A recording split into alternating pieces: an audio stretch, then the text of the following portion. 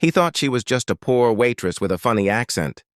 But when he mocked her in front of everyone, she gave an answer so shocking that the entire restaurant fell silent. It was late evening in a luxury restaurant in New York where businessmen in suits filled the place.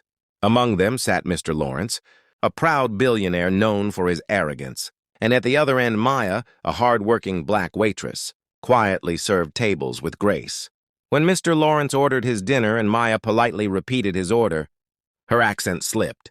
Instead of appreciating her effort, he smirked and said loudly, "Try saying that again," as the men at his table laughed, their voices echoing across the hall. Maya's hands trembled slightly, but her eyes stayed calm. Years of dealing with rude customers had taught her patience. Yet tonight was different. The insult cut deeper than usual. She looked him in the eyes and asked softly, "Sir, would you like me to say it in English?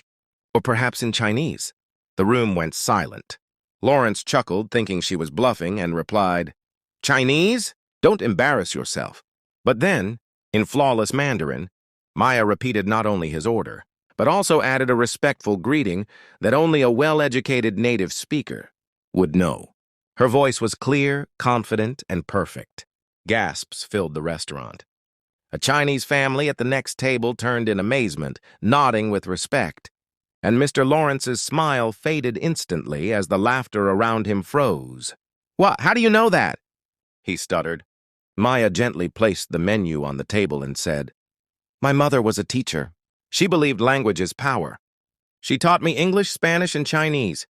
You see, sir, an accent doesn't mean ignorance. It means strength, it means survival." Her words struck like lightning, and for the first time, Lawrence had nothing to say. The Chinese guests stood and applauded Maya, praising her courage, and other diners joined in, their claps echoing like thunder. The arrogant billionaire, who had mocked a waitress just minutes ago, now lowered his head in shame. But before leaving, Maya leaned closer and whispered, "By the way, I also understand French. You might want to be careful who you laugh at next time." The man froze again, realizing she was far more educated than he could ever imagine. Maya walked away with dignity, her heart steady. And that night she didn't just serve food, she served a lesson. A lesson that respect is not measured by money, but by the way we treat others. If you enjoyed this story, don't forget to like, share, and subscribe for more powerful stories that will touch your heart and keep you thinking.